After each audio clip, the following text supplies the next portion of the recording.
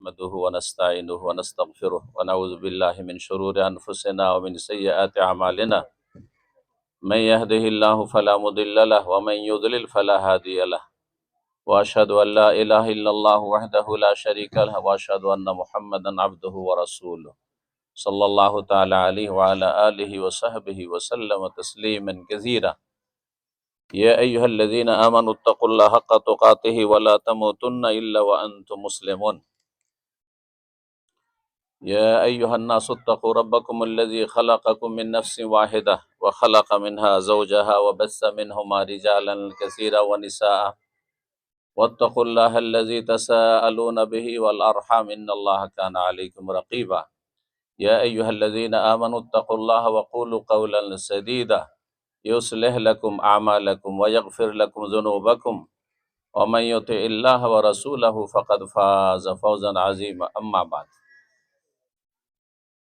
فإن خير الحديث كتاب الله وخير الهدي هدي محمد صلى الله عليه وسلم وشر الأمور محدثاتها وكل محدثة بدعة وكل بدعة ضلالة وكل ضلالة في النار أعوذ بالله من الشيطان الرجيم ذلك ومن يعظم شعائر الله فإنها من تقوى القلوب সম্মানিত ব্রাদারান ইসলাম, আজকে এই মদিনা তৈয়বায় আল্লাহ রাব্বুল আলামিন আমাদেরকে তার কথা, তার রসুল সাল্লাল্লাহু আলাইহি সাল্লামের কথাই মদিনাতুর রসুল সাল্লাল্লাহু আলাইহি সাল্লামে আলোচনা করার, শোনাবার আমাদের যে তৌফিক দান করেছেন, এই জন্য আল্লাহ রাব্বুল আলামিনের শুকরিয়া আদায় করি, বলুন আলহামদুলিল্লাহ। আর বিশেষ করে এই আমাদের ভাই আবু ফাহাদ ওয়াফাকাহুল্লাহ তাআলা লিকুল্লি খাইর, তার এই মাজরাই যে আল্লাহ রাব্বুল আলামিন সুযোগ করে দিয়েছেন, আর তিনি আমাদেরকে এখানে আহ্বান করেছেন, আল্লাহ রাব্বুল আলামিনের পরে তার শুকরিয়া আদায় করি যে আমাদেরকে এখানে বসার মতো একটা পরিবেশ তৈরি করে দিয়েছেন খোলা মাঠে। জাযাহুল্লাহু খাইরান। শুকরিয়া আদায় করি ইসলামিক সেন্টার বা দাওয়া সেন্টার তাওয়াইয়াতুল জালিয়াত বা জামিয়াতুদ দাওয়া আল ইরশাদ ওয়া তাওয়াইয়াতুল জালিয়াত মদিনাল মুনাওয়ারা, এই ইসলামিক সেন্টারের এবং তার কর্মকর্তা যারা দায়িত্বশীল রয়েছেন, মাসউলিন রয়েছে, আল্লাহ তাদেরকে যেন জাযায়ে খায়ের দান করেন, যার তারা আমাদেরকে এই আলোচনা সভা অনুষ্ঠিত করার জন্য অনুমতি দিয়েছেন এবং আহ্বান করেছেন। আল্লাহ তাদের যেন দিন দুনিয়া ভালো করেন, আরো বেশি তৌফিক দান করেন, এবং এই দেশের মানুষ এবং এই দেশে যারা প্রবাস জীবনে কাটাচ্ছেন, আল্লাহ সবাইকে যেন সার্বিক দিক থেকে রহমতে রাখেন, বরকতে রাখেন, এবং সমস্ত অনিষ্ট থেকে আল্লাহ হেফাজতে রাখেন। অসৎ চক্র যারা রয়েছে তাদের অনিষ্ট থেকে আল্লাহ রাব্বুল আলামিন এই বিলাদুল হারমাইন, বিলাদুত তাওহীদ ওয়াস সুন্নাহ কে আল্লাহ রাব্বুল আলামিন যেন হেফাজতে রাখেন, এখানকার দায়িত্বশীলদেরকে আল্লাহ হেফাজতে রাখেন, আর ভালো লোকদের সংখ্যাকে আল্লাহ বৃদ্ধি করেন, ভালো লোকদেরকে আল্লাহ রাব্বুল আলামিন ভালো জায়গায় বসবাসের জন্য তৌফিক দান করেন। নবী সাল্লাল্লাহু আলাইহি সাল্লামের হাদিস স্পষ্ট, অসৎ লোকের জায়গা এই মদিনা মুনাওয়ারায় নেই।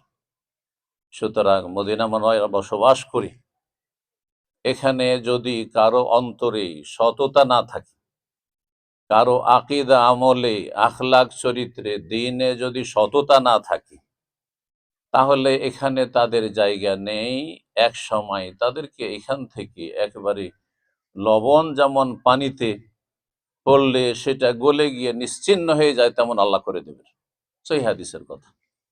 সুতরাং সতর্ক সাবধান, বিশেষ করে যারা মদিনায় বসবাস করছেন প্রবাসী ভাইদেরকে বলছি।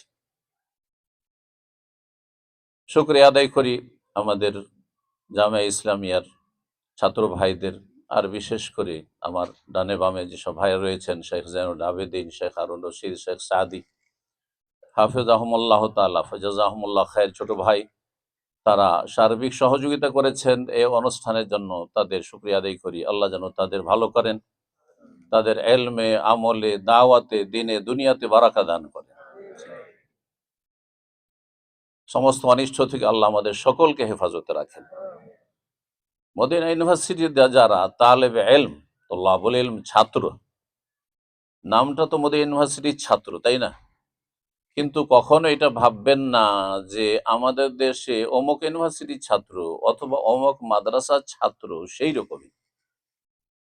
আমাদের দেশের যারা আলেমও, যাদেরকে বলা হচ্ছে, কারণ আমাদের দেশের ভাষায়, সাধারণ ভাষায় যেটা বলা হয় সেটা হচ্ছে মাদ্রাসা পাশ করলেই, ফারেক দওরা হইলে অথবা ফাজেল কামেল হইলেই তো আলেম হয়ে গেল।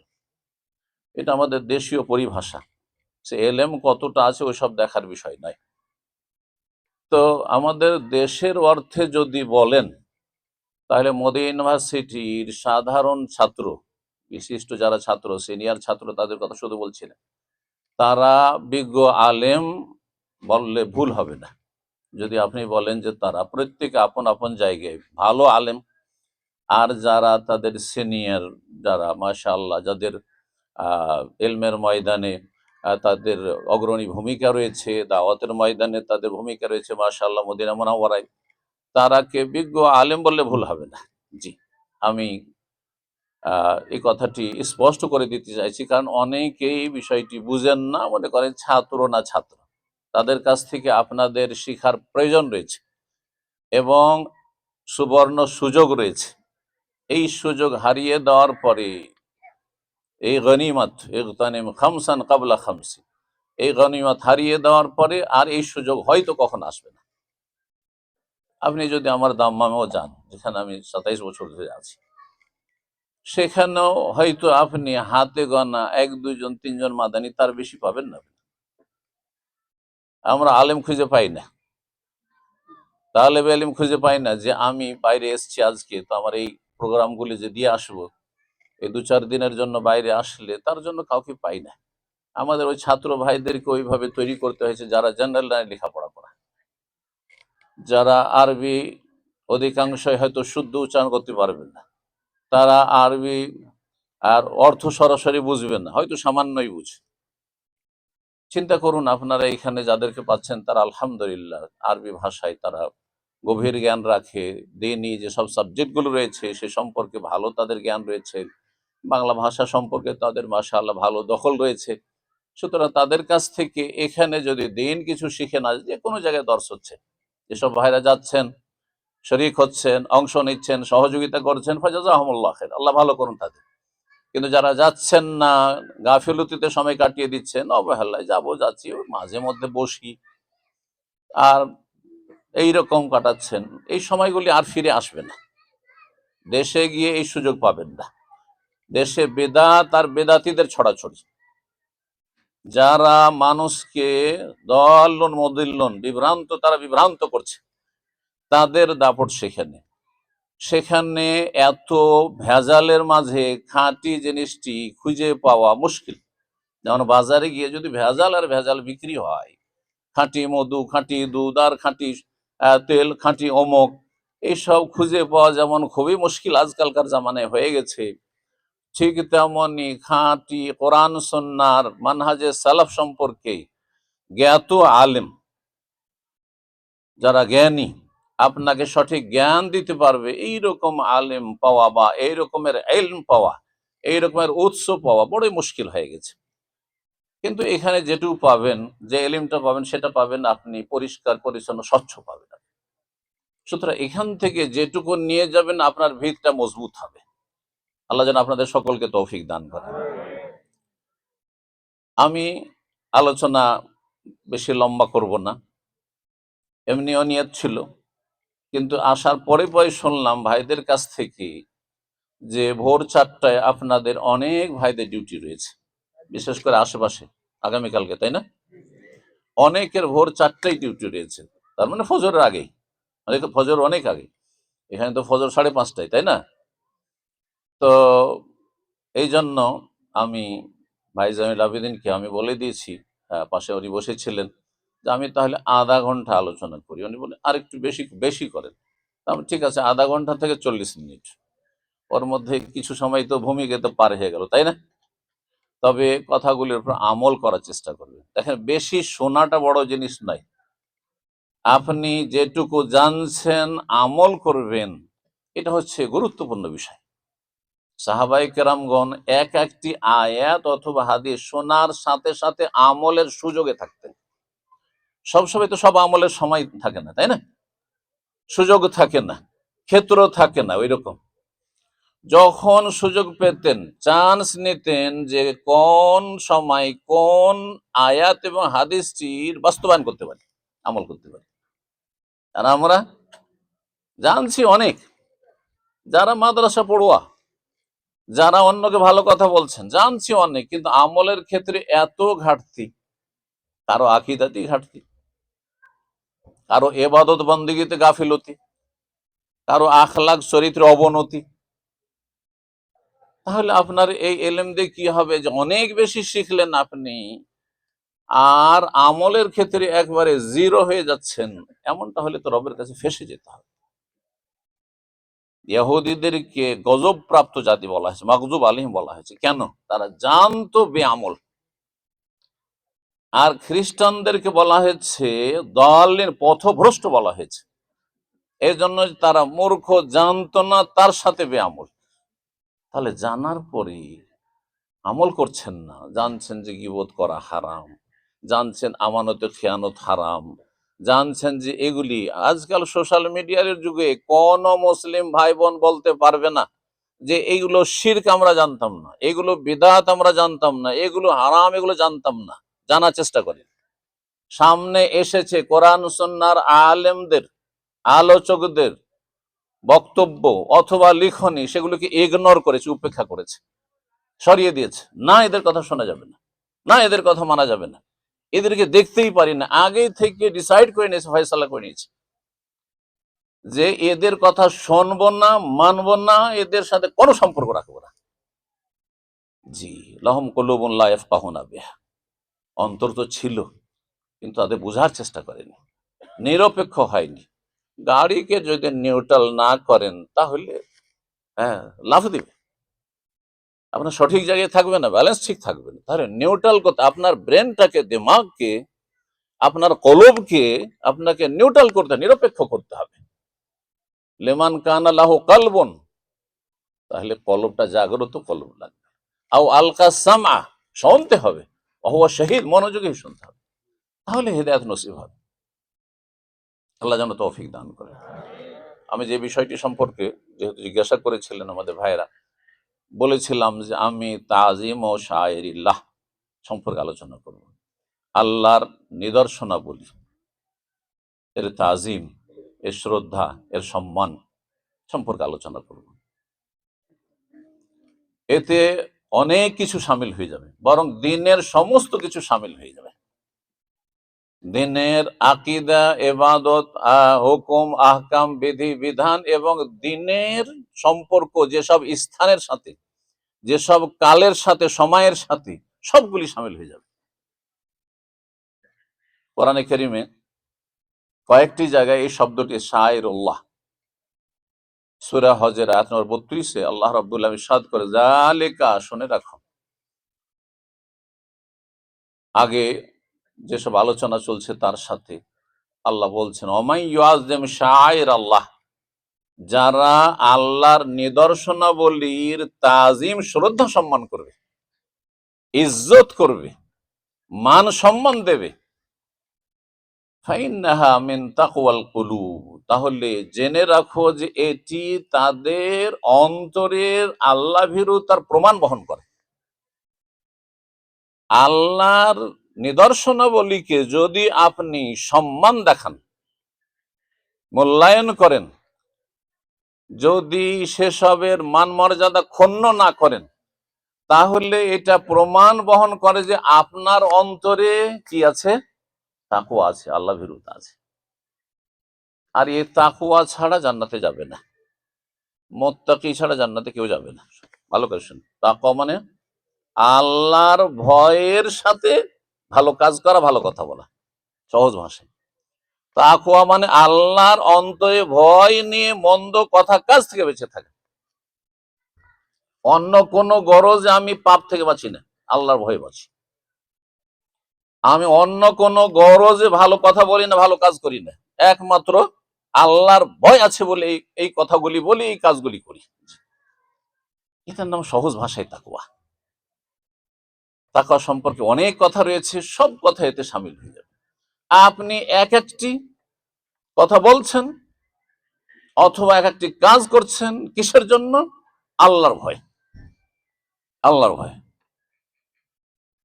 তাকওয়া মানে আসলে শাব্দিক অর্থ বেঁচে থাকা, কিন্তু ইত্তাকুল্লাহ, আল্লাহকে ভয় করো, এই এই উদ্দেশ্যে এইভাবে অর্থটা করা হয়েছে অন্য ভাষাগুলিতে। ইত্তাকুল্লাহ ওয়াত্তাকুন্নার, হ্যাঁ, তার মানে আল্লাহর ভয় নিয়ে এই কথাগুলি বলো, এই কাজ করো, এই কাজ করিও না, এই কথা বলিও না। আল্লাহর শায়ের কি? আল্লাহর শায়ের খুব সহজ ভাষায় বলে দিলাম, দিনের সাথে যত কিছু সম্পর্ক, দিন ইসলামের সাথে সবগুলি আল্লাহর নিদর্শনাবলী। নিদর্শন কাকে বলা হয়? যা দিয়ে কোনো কিছুকে চেনা যায়। নিদর্শন যা দিয়ে কাউকে চেনা যায়। রবকে চেনার জন্য, রবের সাথে সম্পর্ক গড়ার জন্য, রবের সাথে সম্পর্ক মজবুত করার জন্য যতগুলি বিষয় রয়েছে সবগুলি আল্লাহর শায়ের অন্তর্ভুক্ত। এই জন্য কোরআনে কারিমে সূরা বাকারা যদি দেখেন, আল্লাহ বলছেন ইন্না সাফা ওয়াল মারওয়াতা মিন শাআইরিল্লাহ। নিশ্চয় সাফা এবং মারওয়া আল্লাহর নিদর্শনাবলীর অন্তর্ভুক্ত। সাফা মারওয়া দুটো পাহাড়, ছোট, এই দুটো পাহাড় আল্লাহর নিদর্শন বলা হয়েছে। কিসের জন্য? ওই পাহাড়ে কোনো তাবারুক আছে? না, না, ওইসব বিশ্বাসী আমরা না। পাথরে কোনো বরকত আমরা চাই না। লা তানফা ওয়ালা তাদুর। ওমর ফারুক রাদিয়াল্লাহু তাআলা আমিরুল মুমিনিন স্পষ্ট করে দিয়েছে হাজরে আসওয়াদের সামনে, যে হাজরে আসওয়াদ সাফা মারওয়ার চাইতে বেশি শ্রেষ্ঠ, কিন্তু স্পষ্ট করে দিয়েছে তুমি লাভও করে দিতে পারো, লসও করতে পারো না। তবে কেনই তোমাকে চুমা দিচ্ছি? ওয়ালাউলা আন্নী রাআইতু রাসূলুল্লাহ কাব্বালাকা মা কাব্বালতুকা। যদি রাসূলুল্লাহ সাল্লাল্লাহু আলাইহি ওয়াসাল্লামকে চুমো দিতে না দেখতাম তাহলে তোমাকে চুমা দিতাম। তার উদ্দেশ্য হচ্ছে আল্লাহর ইবাদত রাসূলের তরিকায় করা, সাল্লাল্লাহু আলাইহি ওয়াসাল্লাম। আল্লাহর ইবাদত করবেন রাসূলুল্লাহ সাল্লাল্লাহু আলাইহি ওয়াসাল্লামের তরিকায়। পাথর থেকে আমরা কিছু আশা করি না, রবের কাছে সবকিছু আশা করি, কিন্তু রবের কাছে আশা করলে রসুলের তরিকে আসতে হবে। রসুলের তরিকে আসলে রসুল্লাহ চুমো দিয়েছেন, সুতরাং কাজটি সুন্নত, চুমো দিতে পারলে ভালো, না দিলে কোনো অসুবিধা নেই, আপনার কোনো ঘাটতি হলো না। জি, ইশারা করে দিয়ে যথেষ্ট হয়ে গেল। আল্লাহ কি বলছেন? ইন্না সাফা ওয়াল মারওয়াতা মিন শাআইরিল্লাহ। সাফা মারওয়া আল্লাহর নিদর্শনাবলীর অন্যতম। আল্লাহ রাব্বুল সূরা মায়েদার আয়াত নম্বর 2 এ বলছেন ইয়া আইয়ুহাল্লাযীনা আমানু লা তুহিল্লু শাআইরাল্লাহ। হে ইমানদারগণ, তোমরা আল্লাহর নিদর্শনাবলীকে, আল্লাহর শায়েরকে তোমরা হালাল করে নিও না। তাহলে এখানে কি বোঝানো হয়েছে? এখানে বোঝা হয়েছে তাহলে আল্লাহর হুদুদ, আল্লাহর দ্বীনের মানব জীবনে চলাফেরার ক্ষেত্রে সীমানা আল্লাহ নির্ধারণ করেছে। তিলকা হুদুদুল্লাহ, অন্য আয়াতে আল্লাহ বলেছেন। আল্লাহ রাব্বুল সীমানা নির্ধারণ, বর্ডার, দেশের যেমন বর্ডার আছে, আপনার জমির বর্ডার আইল আছে, ঠিক তেমনি আল্লাহর দ্বীনের হুদুদ রয়েছে, বর্ডার রয়েছে। সেই বর্ডার ফালা তাতাদুহা ফালা তাকরাবুহা, আল্লাহ বলছেন কোন আয়াতে, তার কাছেও যেও না, কারণ কাছে গেলে ওখানে আবার অন্যদিকে চলে যেতে পারে। আর সেটা পার করিও না, সীমা লঙ্ঘন করিও না। বর্ডার পার হইলে আপনি আসামের কাঠগড়ে হাজে অন্য দেশে চলে গেলে অবৈধভাবে। ঠিক তেমনি আল্লাহ রাব্বুল আলামিনের যে হালাল হারামের, জায়েজ না জায়েজ, ফরজ ওয়াজিব, এটা ফরজ, সুতরাং ফরজ হিসাবে আদায় করতে হবে। এটি সুন্নাত, সুন্নত হিসাবে আদায় করতে হবে। সুন্নতকে ফরজের মতো করলে হবে না। এটি বিদআত, বিদআত থেকে বেঁচে থাকতে হবে। এটি শিরক, হ্যাঁ এটা নাজায়েজ, এটা হারাম, সুতরাং হারাম, হারাম থেকে বেঁচে থাকতে হবে। ফালা তাকরাবুহা, তার কাছেও যেও না। তো আল্লাহ রাব্বুল আলামিনের দ্বীনের যে সীমারেখা রয়েছে, বর্ডার রয়েছে, এগুলিকে আল্লাহ কি বলেছেন? শাআইরুল্লাহ। আল্লাহর শায়ের যেমন স্থানগুলি প্রমাণ করে সাফা মারওয়া আল্লাহর শায়ের, তেমনি সময়কাল,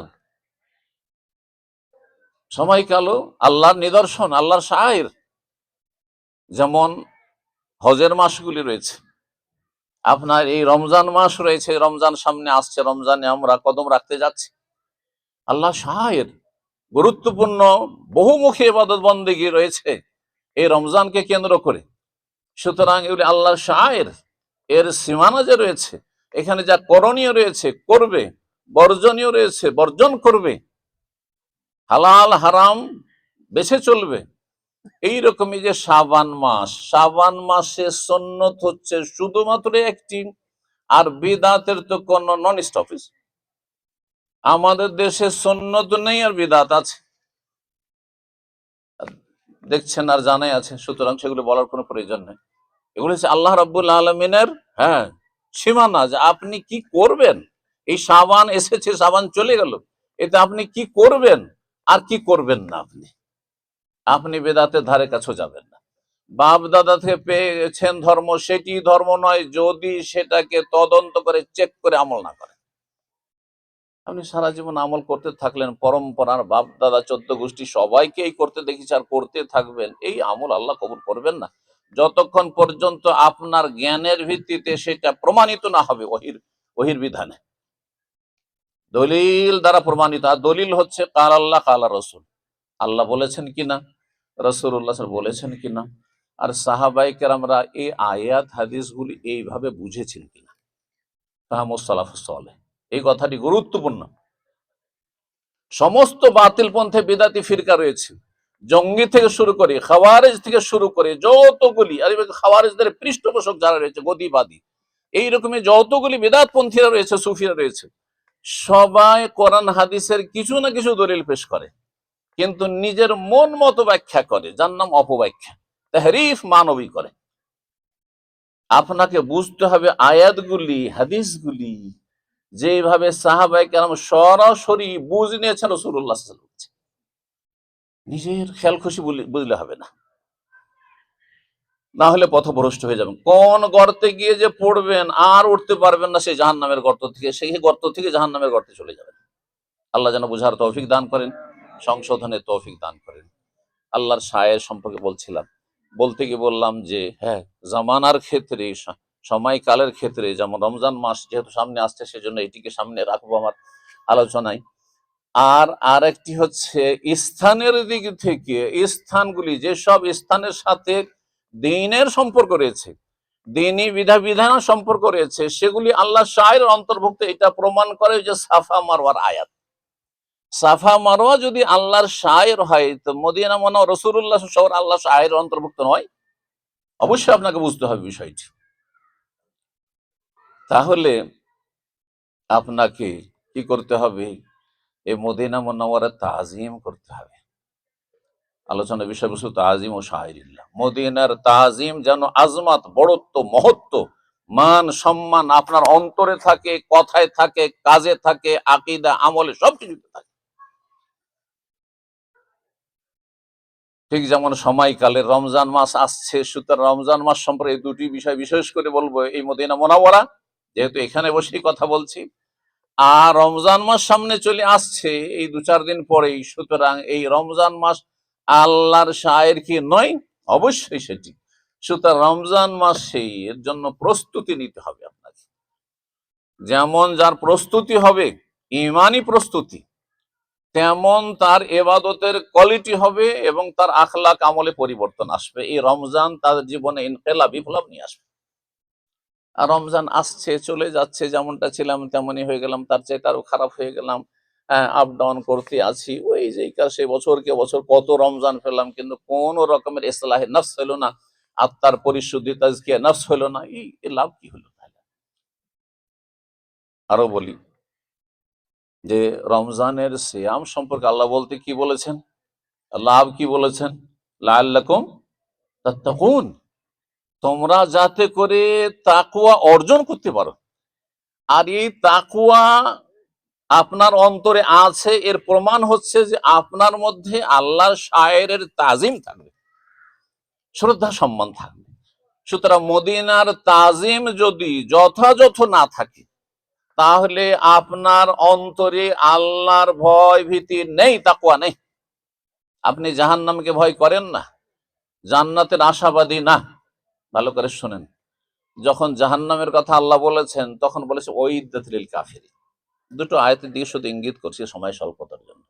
জাহান্নাম কার জন্য তৈরি করা হয়েছে?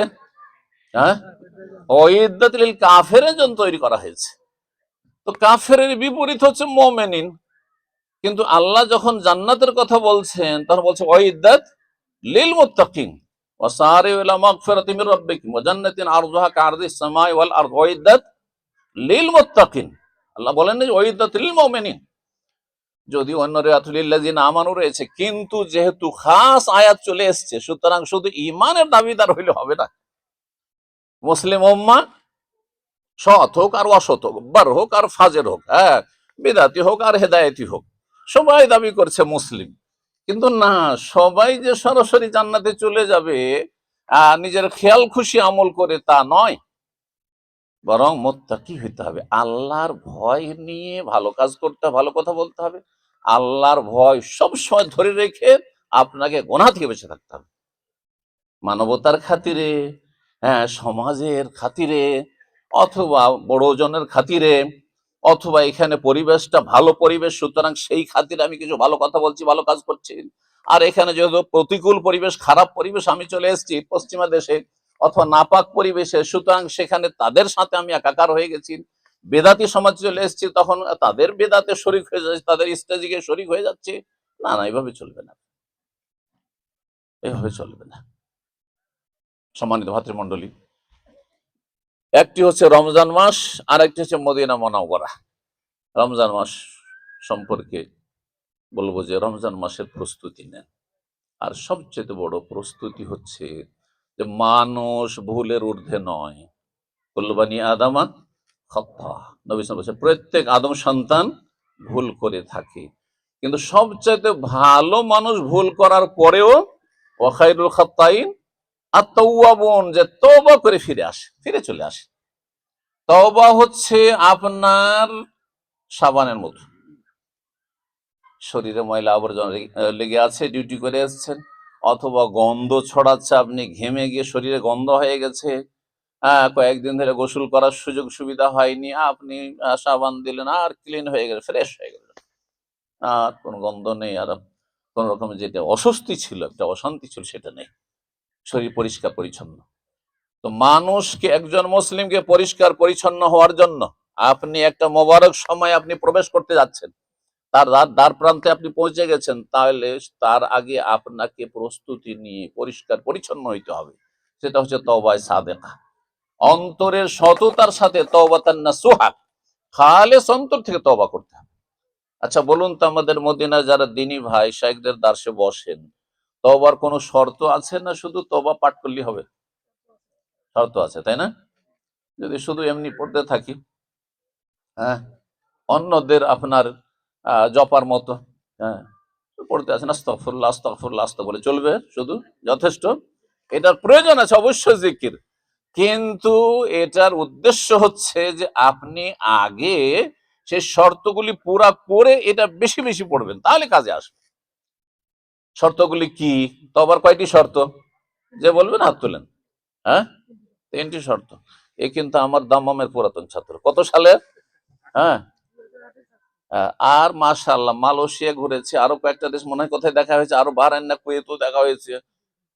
তারপরে তখন মাশাআল্লাহ মদিনা মুনাওয়ারা শেষখানে। ইন্নামাল আমালু বিল খাওয়াতিম। আল্লাহ রাব্বুল আলামিন ভালো মানুষদেরকে ভালো জায়গায় রাখুন। ওগুলা ভুল, হ্যাঁ, হ্যাঁ, এখনো নবায়ন তো অবশ্যই হয়েছে। আমাদের তো ডেইলি যদি আমরা না পড়ি, তাহলে আমরা কি জানেন, আমরা ওস্তাদদের কাছ থেকে শিখেছি, যদি আমরাও না পড়ি তো আমরা হচ্ছি আপনার এই মোমবাতির মতো। আমরা হচ্ছে কি মোমবাতির মতো। ওই যে মদিনায় পড়েছিলাম ওইটুকু যদি রেখে দিতাম, আর এতদিন যদি মদিনায় 1993-তে পাশ করেছি, কত বছর আপনার হিসাব করে 2025, তাই না? 25 আর ওইদিকে 7-8 বছর, তো 93 শুরুতে আমরা পাশ করেছি মদিনা ইউনিভার্সিটি থেকে।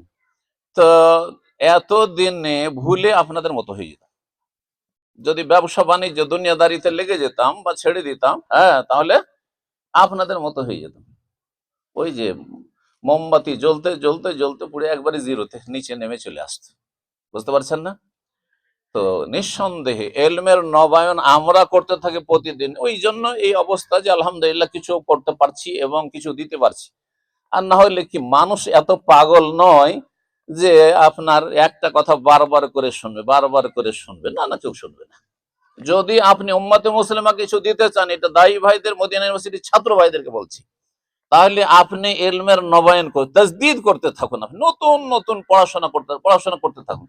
এই একটি আয়াত থেকে, একটি হাদিস থেকে এমন এমন কিছু আপনি তাদাব্বর করে, যেটা বলা হয়েছে তাদাব্বরে কোরআন করতে বলা হয়েছে, আফালা ইয়াতাদাব্বারুল কোরআন, যে এমন এমন দিকগুলি, দিগন্ত উদ্ঘাটন হয়ে আসবে, যেটা এর আগে আপনি তরজমা তফসির পড়ে বুঝেননি আপনি। এটা আমাদের জীবনে পরীক্ষিত, এটার নাম হচ্ছে অভিজ্ঞতা, এক্সপিরিয়েন্স। বুঝা গেছে না? আপনি বারবার মোমারাসা করতে থাকবেন। সুতরাং যারা পড়ুয়া মানুষ বারবার পড়তে থাকবেন। যারা ইসলামিক সেন্টারে পুরাতন ছাত্র, ভাববেন না যে আমি ভারেগুল ভালো হয়ে গেছি, না না, আপনি আরো বেশি চর্চা করতে থাকুন। আল্লাহ যেন সকলকে তৌফিক দান করে। তওবার 3টি শর্ত, দেখি আর কেউ বলুক।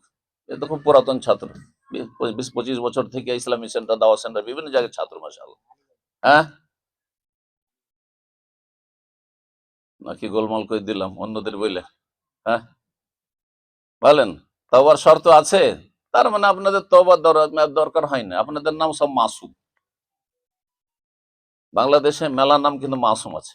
আমার মনে হয় কত কোটি মানুষ বাংলাদেশে? 15 না 17 কোটি?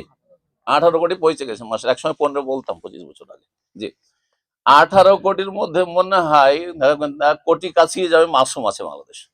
নাম মাসুম। মাসুম মানে কি? মানুষ নিষ্পাপ হইতে পারে, মানুষ নির্ভুল হইতে পারে? না না না, মাসুম না, মুতাসিম করতে পারে। আমাদের ইসলামিক সেন্টার এক ছেলে মাসুম হয়ে এসেছিল, ওর নাম আমাদের যে ডাইরেক্টর ছিলেন, মুদির ছিলেন, বলেন আনতা মুতাসিম, সেদিন থেকে মুতাসিম। ঠিক আছে, নাম পরিবর্তন। তো আপনারা যাদের তওবার শর্ত জানা নাই, তারা আশা করি মাসুম। আসামাকুমুল্লাহ, আল্লাহ আপনাদের হেফাজত করুন। বলেন, তওবার শর্ত কি কি? হ্যাঁ, করবো না, স্টপ। প্রথম থেমে যাও, বললেন যে স্টপ, থেমে যান, থামিয়ে দেন। হ্যাঁ, করবো না, ব্যাস। না, আগামীর জন্য বলছেন, এখন এখন গুনার থেকে থামে যাওয়া, গুনাহ বন্ধ করা, ব্যাস। হ্যাঁ, অনুতপ্ত, অনুশোচন, লজ্জিত হওয়া। জি, আগামীর জন্য প্রতিজ্ঞা করা, আর জীবনে করব না। এখন তো বললাম যে থামাইলাম, কিন্তু আবার কালকে নয়, বা 2-4 মাস 6 মাস পরে নাই, যাইতে শুরু করে দিলাম, আবার ফজর ধরলাম, আবার আবার ছেড়ে দিলাম। না না, এমনটা হবে না। রমজানে খুব ভালো মানুষ হয়ে গেলাম, সকালে গিয়ে 11 মাস শয়তানের গোলামি, এক মাস আল্লাহর গোলামি, এমনটা করবেন না। জি, তাহলে আপনার তওবা হয়নি। তওবা তান্নাসুহা, তওবা সাদেক, আপনার তওবায় সততা নেই আল্লাহর সাথে। ফালাউ সাদাকুল্লাহ লাকানা খায়রাল লাহুম, তারা যদি আল্লাহকে সত্য করে দেখাইতো, তাহলে তাদের এটা সার্বিক কল্যাণ হতো। তাদের আসলে জীবনে সততা না থাকার কারণে শুধু আছাড় খেতে হয়, আর ক্ষতিগ্রস্ত হইতে হয়। দুনিয়ারও ক্ষতি, দিনেরও ক্ষতি, সব দিক থেকে ক্ষতি। আল্লাহ যেন বুঝার তৌফিক দান করেন। 3টি শর্ত যদি আল্লাহর হক নষ্ট করেন, তাহলে মানুষের হক নষ্ট করলে, হ্যাঁ বলেন, তার মানে মানুষের হক নষ্ট করা আপনার হালাল মনে করছেন নাকি? এত সহজ? ওইটা তো আরো বিপজ্জনক।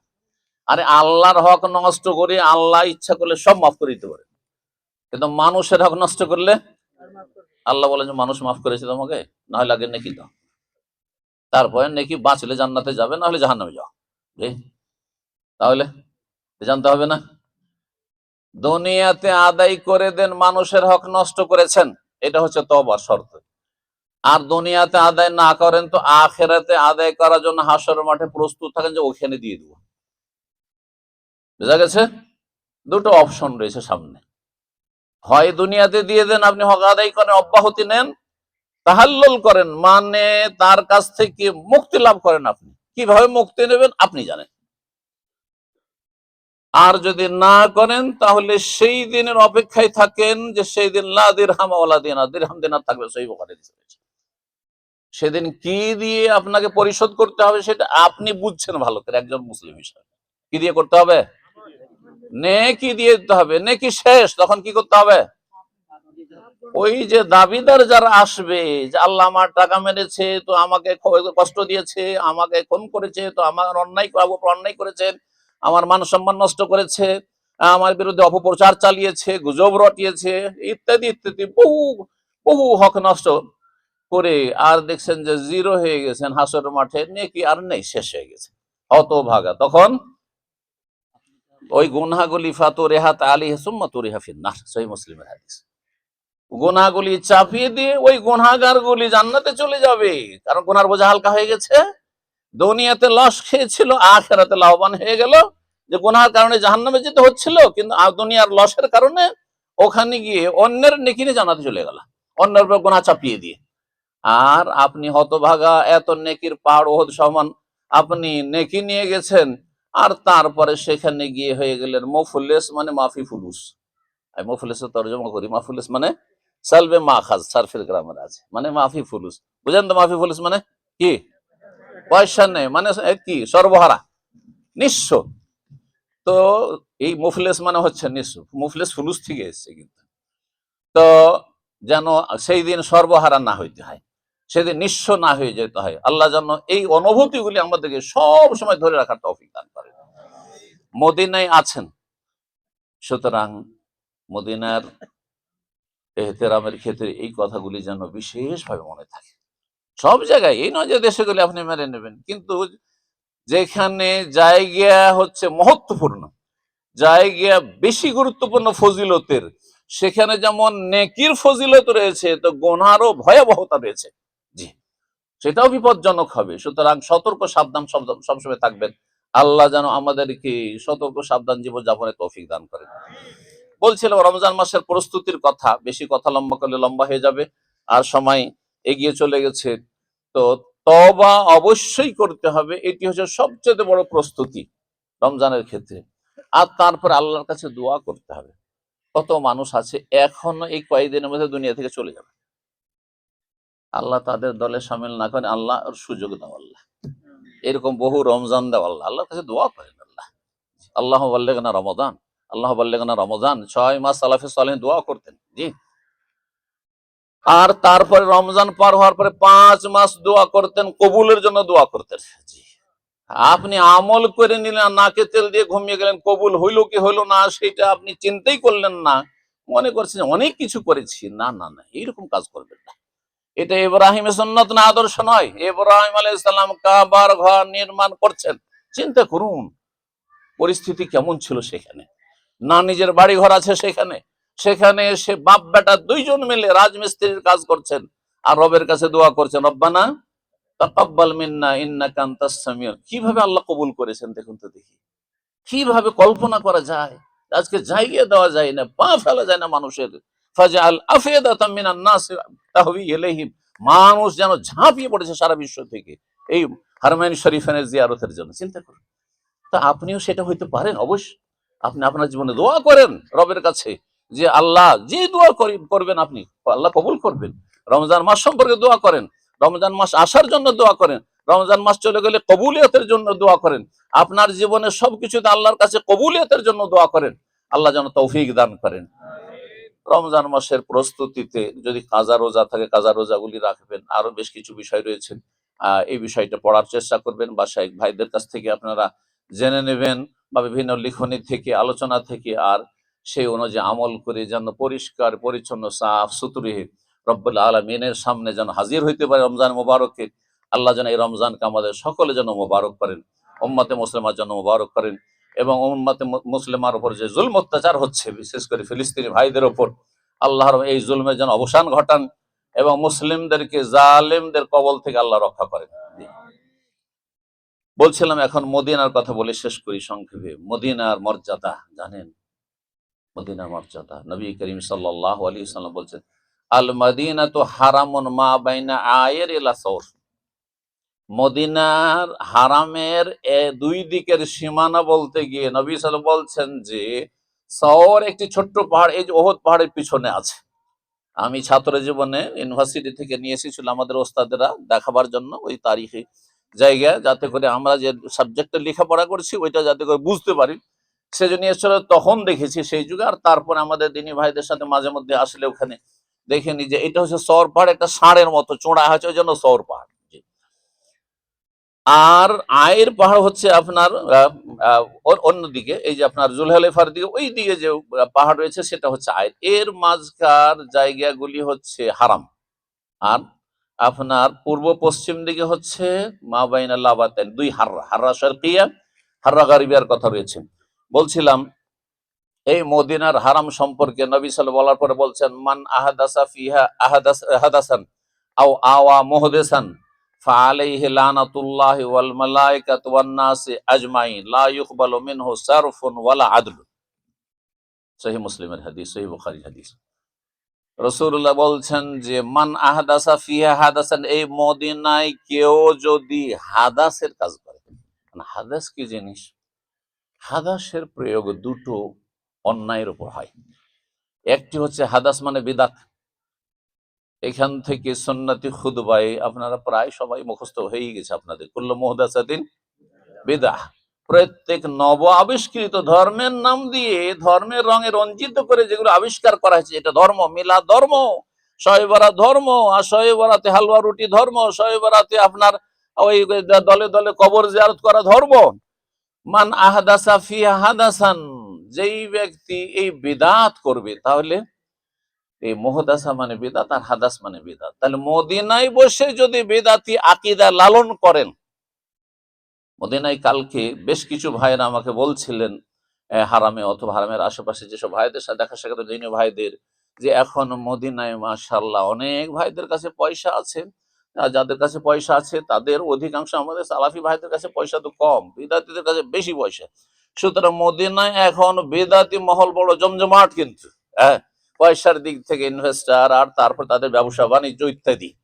ভালো করে তাদেরকে মেসেজটা আমি দিয়ে যেতে চাইছি যে মান আহাদাসা ফিহা হাদাসান, এই মদিনায় বসে যদি কেউ বেদাতি আকীদা লালন করে, কেউ যদি শিরকি আকীদা লালন করে, কেউ যদি মাজারে বিশ্বাসী হয়, কেউ সুফিবাদে বিশ্বাসী হয়, কেউ তরিকত আর মারিফাতের হকিকতের ওই সব গুমরাহিতে বিশ্বাসী হয়, জাহির আর বাতিন ইলমের পার্থক্য বিশ্বাসী হয়, ফাআলাইহি লানাতু, তার উপর আল্লাহর লানত রয়েছে, আর ওয়াল মালায়েকাতে ফেরেশতাদের লানত রয়েছে, ওয়ান নাস, আর সমস্ত মানবতার লানত রয়েছে তাদের। রাসূলুল্লাহ বলেছেন তাদের ফরজও কবুল হবে না, তাদের নফলও কবুল হবে না। শাইখুল হুসাইন রাহিমাহুল্লাহ দুটি ব্যাখ্যা করেছেন। তার আগে শাইখুল হুসাইনের আগে বলবো মোল্লা আলী কারি, তিনি হানাফি মুহাদ্দিস, হানাফি ফাকিহ, যার মিশকাতের একটি বিখ্যাত শারহ রয়েছে। জি, তো তিনি বলছেন যে এই হাদাস মানে হচ্ছে বিদআহ। তাহলে মদিনায় অন্য জায়গায় বিদাত করলে গুমরাহি, আর এইখানে বিদাত করলে আল্লাহর লানত, ফেরেশতার লানত, আর সমস্ত মানুষের, আর সমস্ত মানুষ সবচেয়ে শ্রেষ্ঠ মানুষ আম্বিয়া রসুল, তাদের লানত, হ্যাঁ, মুমিনদের লানত, লানত রয়েছে তাদের উপর, বদদুয়া রয়েছে, অভিশাপ রয়েছে, দূরে হয়ে যাও আল্লাহর রহমত থেকে। লানত মানে আল্লাহর রহমত থেকে বঞ্চিত। সতর্ক, সাবধান।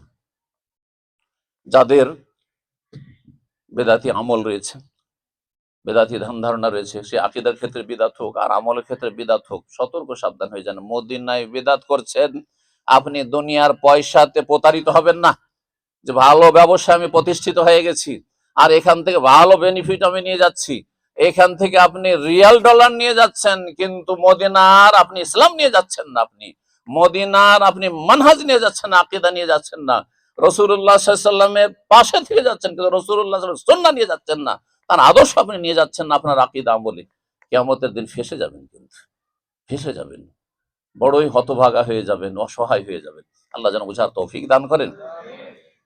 দ্বিতীয় যে ব্যাখ্যাটি করা হয়েছে সেটা হচ্ছে, আর দুটোই ঠিক আপন জায়গায়, সেটা হচ্ছে যে কোনো পাপ, মাসিয়া, যে কোনো পাপ। এটা মোল্লা আলী কারি বলছেন যে যে কোনো মাসিয়া, আর অন্যান্য আর অন্যরাও বলেছেন, অনেকে লিখেছেন এই বিষয়ে ভাষ্যকারগণ। কিন্তু শাইখুল হোসেন রাহমাতুল্লাহ বলছেন যে সাধারণ পাপের ক্ষেত্রে এত বড় শাস্তির কথা নেই, সেটা হচ্ছে এমন কাবিরা গুনাহ করলো যেটা দিয়ে অনেকের ক্ষয়ক্ষতি হয়ে গেল, যেটা দিয়ে অনেকের ক্ষয়ক্ষতি হয়ে গেল।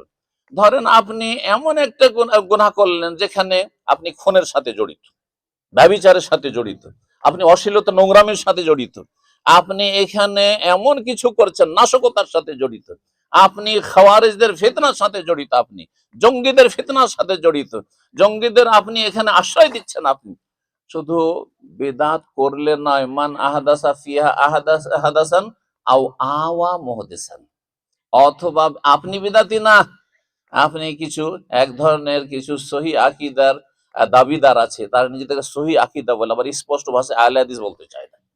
হ্যাঁ, সালাফি কথাতে অনেক সময় অ্যালার্জি থাকে। আর যদি বলেও তারা দুনিয়ার স্বার্থের জন্য যে সালাফি আর আহলে হাদিস শব্দ ব্যবহার করে, কিন্তু ভিতরেই কিন্তু আবার গদিবাদী, অন্য স্বপ্ন লালন করছে তারা। হ্যাঁ, সব সময় দিন ইসলামের উদ্দেশ্য হচ্ছে ক্ষমতা, ক্ষমতায় না গেলে দুনিয়ার কোনো সংশোধন হবে না। সুতরাং আমাদেরকে ক্ষমতায় শুধু যেতে দেন, তাহলে সব ঠিক করে নেব। আরে আজ পর্যন্ত ঠিক হয়নি, 100 বছর কাছে হলো, এভাবে ঠিক হবে না। এটা নবীর আদর্শ নয়, এটা মানহাজে সালাফ নয়। আগে এই আকীদার পরিশুদ্ধি হইতে হবে, আগে মানহাজ মতাদর্শের পরিশুদ্ধি হইতে হবে, আগে আপনার আকীদা মানহাজ এবং আমল সহিশুদ্ধ হইতে হবে, আর মানুষের ব্যক্তি জীবনে সংশোধন হইতে হবে, আপনার ভিতকে মজবুত করতে হবে। তারপরে আল্লাহ বলছেন লা ইস্তাখলিফান্নাহুম, আল্লাহ দিয়ে দেবেন আপনাকে, অত লড়াই করতে হবে না, এত আপনাকে আন্দোলন আর মরিয়া হইতে হবে না, আল্লাহ দিয়ে দেবেন, নিয়ামত হিসাবে দিয়ে দেবেন। তো নিয়ামত হিসেবে আল্লাহ সূরা নূরে বলেছেন, এই নিয়ামতের জন্য কিছু করণীয় আছে, সেই করণীয় গুলো করতে হবে না। আল্লাহ যেন বুঝার তৌফিক দান করেন। কোন বিদআতীকে আপনি হচ্ছেন ওই ওদের ঘেঁষা, হ্যাঁ, ওদের সাথে প্রীতি আছে, যার ফলে ওদেরকে আশ্রয় দিচ্ছেন আপনি, ওদেরকে সুযোগ করে দিচ্ছেন, ওদেরকে আপনার ঘরে রাখছেন, ওদের আপ্যায়ন করছেন, ওদের খাতির করছেন আপনি। যারা আপনার এই সমস্ত গুমরাহির সাথে, বিভিন্ন পাপের সাথে অথবা বিদআতী মানহাজের সাথে জড়িত, বিদআতী আকীদার সাথে জড়িত, তাদেরকে আও আওয়া মুহদেসান, তার উপর আল্লাহর লানত, ফেরেশতাদের লানত, সমস্ত মানুষের লানত রয়েছে। মদিনায় বসে এসব যেন না করেন। দ্বিতীয় যে ব্যাখ্যাটির দিকে যায়, এটা অসম্পূর্ণ থেকে যাবে না হলে, সেটা হচ্ছে মদিনায় বড় ধরনের গুনাহ হচ্ছে আমানতে খেয়ানত করা, আমানতে খেয়ানত করা। আজকাল সম্পর্ক খারাপ হয়ে যাচ্ছে আমাদের মুসলিম ভাইদের এক শ্রেণীর, আমাদের আহলুল হাদিস অথবা সহি আকীদা যারা নিজেদেরকে বলছেন, তাদের সম্পর্ক খারাপ। সম্পর্ক সব ভালো ছিল, কোনখানে গিয়ে সম্পর্ক খারাপ হয়ে গেল, যখন তাদের সাথে ব্যবসা বাণিজ্যে জড়াইলাম তখন সম্পর্ক খারাপ হয়ে গেল। আরে ভাই, এটা কেমন হবে? কেন এটা হবে? শয়তান আপনার সম্পর্কে বেশি সুযোগ নিয়ে আছে, কারণ আপনাদেরকে শিরিক করাতে পারছে না, আপনাদেরকে বিদআত করাতে পারছে না, আপনাদেরকে আপনার ধর্মের নামে বিভ্রান্ত করতে পারছে না। তখন দুনিয়াদারিতে ফাঁসিয়ে আপনাকে বিভ্রান্ত বিভিন্ন বিপদনায় ফেলছে। সুতরাং এমনটা যেন না হয়। আমানত সম্পর্কে আল্লাহর কাছে সবাইকে জিজ্ঞাসা করা হবে। সুতরাং আল্লাহকে ভয় করে সবাই আমানত রক্ষা করে, সমস্ত ভাইদের জন্য বলছি। ইন্না শাইতানা কাদ আইসা আইয়াবুদাহুল মুসাল্লুনা ফি জাজিরাতিল আরব, সহিহ মুসলিম হাদিস। রাসূলুল্লাহ সাল্লাল্লাহু আলাইহি ওয়াসাল্লাম বলছেন যে শয়তান নিরাশ হয়ে গেছে যে আরব দেশে, অর্থাৎ এই যে সালাফি আকীদা, সহিহ আকীদা, আহলে হাদিসদের আকীদা যারা বিশ্বাসী, মানহাজে বিশ্বাসী, তাদেরকে আবার মূর্তি পূজা করাবি অথবা মাজার পূজা করে, পীর পূজা করবে, এটা করাইতে পারবে না, পারবে না। নিরাশ হয়ে গেছে। ওয়ালাকিন ফি তাহরিশ বাইনহুম, আপোষে লড়িয়ে দেবে, লড়িয়ে দেবে। এই যে পয়সার খেলাতে ফেলে, পয়সার ফিতনায় ফেলে দিবে, লড়ে যাবে। আর না হলে ক্ষমতার স্বার্থ আর দলাদলি, হ্যাঁ ওর মূল্যায়ন হচ্ছে তো আমার মূল্যায়ন হয় না, আপোষে হিংসা, বিদ্বেষ, শত্রুতা। মদিনায় বসে যদি হিংসা থাকে, বিদ্বেষ থাকে, শত্রুতা থাকে কারো সাথে, সে এগিয়ে যাচ্ছে, সে বড় হয়ে যাচ্ছে, অথবা সে আমাদের সাথে কিছু বিষয়ে মতের মিল নেই, সেজন্য না, সালাফি ভাইদের মাঝে উদারতা নিয়ে আসতে হবে, দিলটাকে বড় করতে হবে, যাতে করে আমরা অন্যকেও জায়গা দিতে পারি। আর অন্যদের সাথেও, অন্যকে জায়গা দেওয়া মানে এই নয় যে আপনি বেদাত থেকে নিয়ে আপনি স্টেজে জায়গা দেবেন। তবে আমাদের বেদাতি ভাইয়েরা, মুসলিম ভাই, এতটুকু জায়গা অবশ্যই দিতে হবে, জি, আমাদের সাথে ভ্রাতৃত্ব আছে যতক্ষণ পর্যন্ত ঈমান ভঙ্গ না করেছে, ইসলাম ভঙ্গ না করেছে। এটা কখনো আমরা মনে করি না যে তাদেরকে আমরা ইহুদি নাসারাদের মতো মনে করব, যেমন তারা করে, হ্যাঁ, এক শ্রেণীর লোকেরা, না।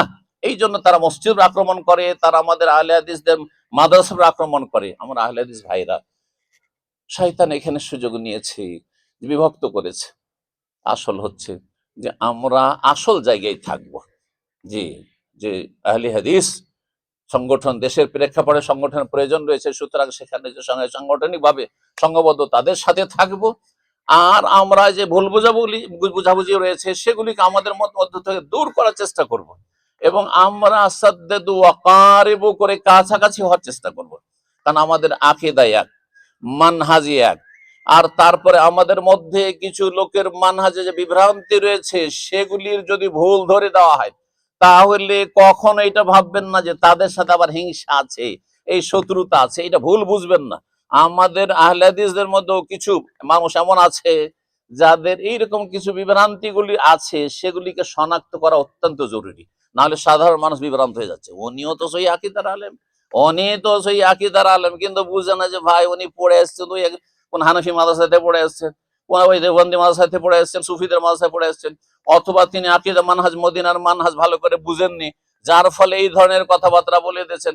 একটা কবিরা গুনহার জন্য হাদিসে শাস্তির কথা এসছেন, দিল শাস্তি দিয়ে এমন করে ঢুকালো যে কোশ্চিন কালেও নাকি জান্নাত নেই। না না, এগুলো বাড়াবাড়ি হয়ে যাচ্ছে। সুতরাং এই ধরনের যে বিভ্রান্তিগুলো রয়েছে আমাদের এক শ্রেণীর তালেবে এলেমদের মাঝে, সেগুলি সংশোধন নাসিহার সাথে করতে হবে। এবং সেগুলি যেহেতু সমাজে ছড়িয়ে গেছে, বিভ্রান্তিগুলো ছড়িয়ে গেছে, সেগুলি আমাদের রদগুলো ছড়িয়ে আসতে হবে। এই বিষয়গুলিতে আমাদেরকে দায়ী ভাইদেরকে খেয়াল রাখতে হবে। আল্লাহ যেন তাদের সকলকে তৌফিক দান করেন এবং হককে প্রতিষ্ঠিত করার জন্য সার্বিক চেষ্টা করার তৌফিক দান করেন, এবং বাতিলকে প্রতিহত করার জন্য আল্লাহ যেন সার্বিক চেষ্টা করার তৌফিক দান করেন, এবং সবাই মিলে আল্লাহ রাব্বুল তৌফিক দান করেন। এবং আমাদের মাঝে যে ভুল বুঝাবুঝি রয়েছে, কিছুটা দূরত্ব রয়েছে, এগুলি সেরে সারিয়ে নেওয়ার আল্লাহ যেন তৌফিক দান করেন। অন্তরকে আল্লাহ যেন কাছাকাছি করে দেন, আর অন্তরকে বড় করার তৌফিক দান করেন। এবং রব্বুল আলমিনের কাছে দোয়া করি, আল্লাহ রব্বুল আলমিন এই মদিনায় যেসব ভাইদেরকে আপনাদেরকে রেখেছেন, আল্লাহ যেন সমস্ত পাপ থেকে বেঁচে থাকার তৌফিক দান করেন, যাতে করে এই মদিনায় থেকে আবার হাসরের মাঠে আসামের কাঠগড়ায় কঠিন শাস্তির সম্মুখীন না হইতে হয়। এখানে আমার আলোচনা শেষ করছি। ওয়াজাজাকুমুল্লাহ খাইরান ওয়া সাল্লাল্লাহু ওয়া সাল্লাম বিনা মুহাম্মদ ওয়া আলা আলিহি ওয়া সাহবিহি আজমাইন। সুবহানাকা আল্লাহুম্মা ওয়া বিহামদিকা আশহাদু আল্লা ইলাহা ইল্লা আনতা আস্তাগফিরুকা ওয়া আতুবু ইলাইক।